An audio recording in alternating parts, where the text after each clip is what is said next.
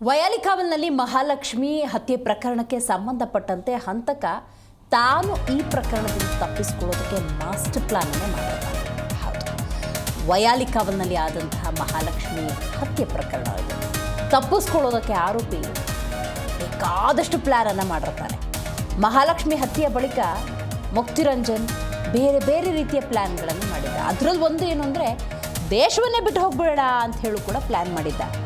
ಬಾಂಗ್ಲಾಗೆ ಹೋಗ್ಬಿಡೋಣ, ಅಲ್ಲೋಗಿ ಸೆಟ್ಲ್ ಆಗಿಬಿಡೋಣ, ಈ ರೀತಿಯ ಒಂದಷ್ಟು ಪ್ಲ್ಯಾನನ್ನು ಮಾಡಿರ್ತಾನೆ. ಯಾಕಂದರೆ ಹತ್ಯೆ ಕೂಡ ಹಾಗಿತ್ತು. ಏನೇ ಆದರೂ ಕೂಡ ಆತ ಈ ಪ್ರಕರಣದಿಂದ ತಪ್ಪಿಸ್ಕೊಳ್ಳುವಂಥ ಸಾಧ್ಯತೆಗಳು ಬಹಳ ಕಡಿಮೆ ಇತ್ತು. ಒಂದಲ್ಲ ಒಂದು ದಿವಸ ನಾನು ಅರೆಸ್ಟ್ ಆಗಬಹುದು ಅನ್ನುವಂಥ ಆತಂಕ ಇದ್ದದ್ರಿಂದಾಗಿ ನಾನು ಕರ್ನಾಟಕದಲ್ಲಿದ್ದರಷ್ಟೇ ಅಲ್ವಾ ಸಮಸ್ಯೆ, ಅಥವಾ ನಾನಿಲ್ಲೇ ಬೆಂಗಳೂರಿನಲ್ಲಿದ್ದರಷ್ಟೇ ಅಲ್ವಾ ಸಮಸ್ಯೆ, ನಾನು ಬೇರೆ ದೇಶಕ್ಕೆ ಹೋಗ್ಬಿಡೋಣ ಅನ್ನುವಂಥ ಒಂದಷ್ಟು ಪ್ಲ್ಯಾನನ್ನು ಆತ ಮಾಡ್ಕೊಂಡಿರ್ತಾನೆ. ಬಾಂಗ್ಲಾಗೆ ತೆರಳಲಾಗದೆ ಮುಕ್ತಿರಂಜನ್ ಪ್ಲ್ಯಾನ್ ಚೇಂಜ್ ಆಗಿಬಿಡುತ್ತೆ. ಟೆಕ್ನಿಕಲಿ ಏನೋ ಒಂದಷ್ಟು ಸಮಸ್ಯೆ ಆಗುತ್ತೆ, ಹಾಗಾಗಿ ಬಾಂಗ್ಲಾಗೆ ಅವ್ನು ತೆರಳೋದಿಲ್ಲ. ಗುಜರಾತ್ನಲ್ಲಿ ಮತ್ತೊಬ್ಬ ಸಹೋದರನ ಬಳಿ ತೆರಳೋದಕ್ಕೆ ಪ್ಲ್ಯಾನ್ ಮಾಡ್ಕೋತಾನೆ. ತಮ್ಮನ ಜೊತೆ ಸೇರಿಕೊಂಡು ಬಿಸ್ನೆಸ್ ಮಾಡಬೇಡ, ಹೆಂಗೋ ನಾನು ಕರ್ನಾಟಕದಿಂದ ದೂರ ಬಂದಿದ್ದೀನಿ ಅಂತ ಹೇಳಿ ಒಂದಷ್ಟು ಪ್ಲ್ಯಾನ್ ಮಾಡ್ಕೊಳ್ತಾನೆ. ಯಾವುದೂ ಸಕ್ಸಸ್ ಆಗದೆ ಆತ ತಮ್ಮನ ಜೊತೆ ಕಾಲ ಕಳೀತಿರ್ತಾನೆ. ಆದರೆ ಅವನಿಗೆ ಕಾಡ್ತಾ ಇದ್ದ ಒಂದೇ ಒಂದು ಭಯ ಅಂತ ಹೇಳಿದ್ರೆ ಅರೆಸ್ಟ್ ಆಗುವ ಭಯ. ಯಾವುದೇ ಕ್ಷಣದಲ್ಲೂ ಕೂಡ ತಾನು ಅರೆಸ್ಟ್ ಆಗಬಹುದು ಅನ್ನುವಂತಹ ಆತಂಕ ಇವನನ್ನು ಕಾಡ್ತಾನೆ ಇರುತ್ತೆ. ಸೊ ಪ್ಲ್ಯಾನ್ ಮೇಲೆ ಅವನು ಪ್ಲ್ಯಾನ್ ಮಾಡ್ಕೊಳ್ತಾ ಇದ್ದ. ಇದರ ನಡುವೆ ನೋಡಿ, ಅವನು ತಮ್ಮನ ಜೊತೆ ಹೋದ ಮೇಲೆ ತಮ್ಮನ ಮೊಬೈಲ್ನಲ್ಲಿ ಕನ್ನಡ ಚಾನಲ್ ನೋಡ್ತಾ ಇದ್ದ. ನೋಡಿ, ಯಾರ್ಯಾರ ಮೇಲೆ ಅನುಮಾನ ಬಂದಿದೆ ಪೊಲೀಸ್ನವರು ಇನ್ವೆಸ್ಟಿಗೇಟ್ ಮಾಡಬೇಕಾದ್ರೆ ಮಾಧ್ಯಮದಲ್ಲಿ ತನ್ನ ಹೆಸರು ಬಂದಿದೆಯಾ?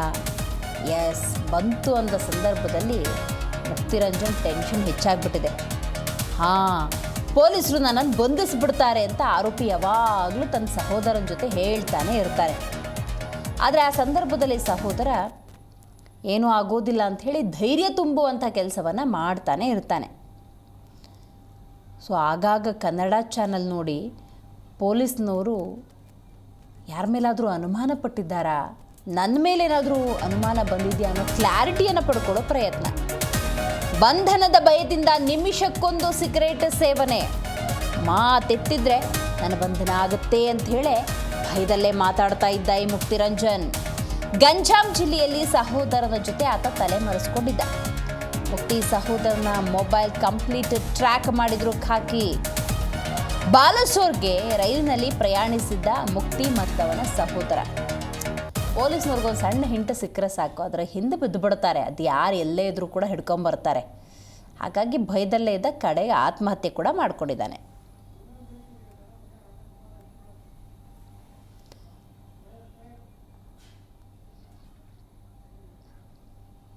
ಇದರ ನಡುವೆ ಬಾಲಸೂರ್ಗೆ ರೈಲಿನಲ್ಲಿ ಪ್ರಯಾಣಿಸ್ತಾನಲ್ಲ, ಆ ರೈಲು ನಿಲ್ದಾಣದಲ್ಲಿ ಸ್ಕೂಟಿ ನಿಲ್ಲಿಸಿರ್ತಾರೆ ಸಹೋದರರು.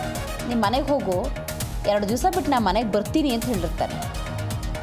ತಮ್ಮನಿಗೆ ಒಂದು 2,000 ರೂಪಾಯಿ ದುಡ್ಡು ಕೊಟ್ಟು ಕಳುಹಿಸಿರ್ತಾನೆ. ಬೈಕ್ ತೊಗೊಂಡು ಬಂದು ಡೆತ್ ನೋಟನ್ನು ಬರೆದಿಟ್ಟು ಆಮೇಲೆ ಅವನು ಆತ್ಮಹತ್ಯೆಗೆ ಶರಣಾಗೋದು. ಹೆಚ್ಚಿನ ಮಾಹಿತಿಯನ್ನು ನಮ್ಮ ಪ್ರತಿನಿಧಿ ವಿಶ್ವನಾಥ್ ನೀಡ್ತಾರೆ. ವಿಶ್ವ, ಮುಕ್ತಿರಂಜನ್ ಈ ಪ್ರಕರಣದಿಂದ ತಪ್ಪಿಸ್ಕೊಳ್ಳೋದಕ್ಕೆ ನಾನಾ ಪ್ರಯತ್ನಗಳನ್ನು ಮಾಡ್ತಾನೆ.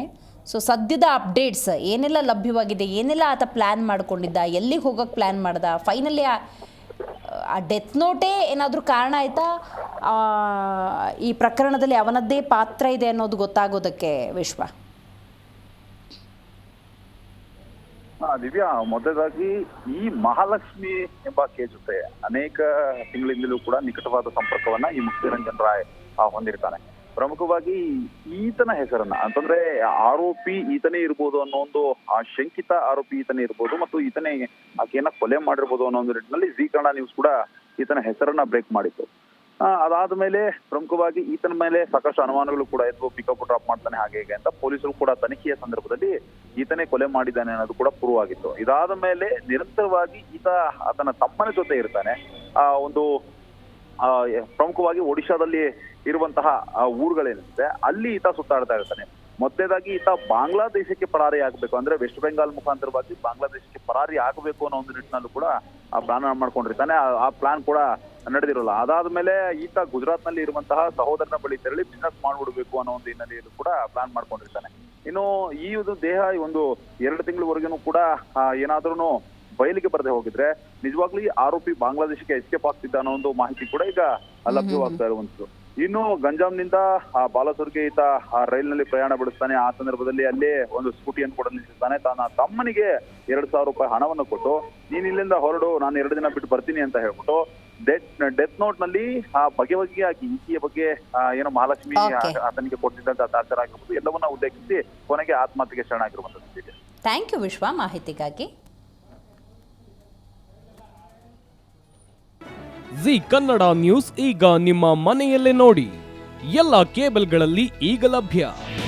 ನಿಮ್ಮ ನೆಚ್ಚಿನ ಜಿ ಕನ್ನಡ ನ್ಯೂಸ್ ಈಗ ಸನ್ ಡೈರೆಕ್ಟ್ ನಲ್ಲಿ number 292, Tata play number 1664, Jio TV number 1334, NXT digital number 30, in cable number 30, city networks 51, U digital number 162, GTPL number 17, Rockline telecommunications number 42, Shri Basaveshwara cable number 168, rural cable network 60, Vinayaka digital 57, Abhishek cable 821, city channel 53, Siddeshwara cable network 57, V4 digital Infotech 628, Surya digital networks 53, Gajanan digital number 836, Malnad Infotech private limited number 56, Metrocast number 830, victory digital number 167ರಲ್ಲಿ ನೋಡಿ ಆನಂದಿಸಿ.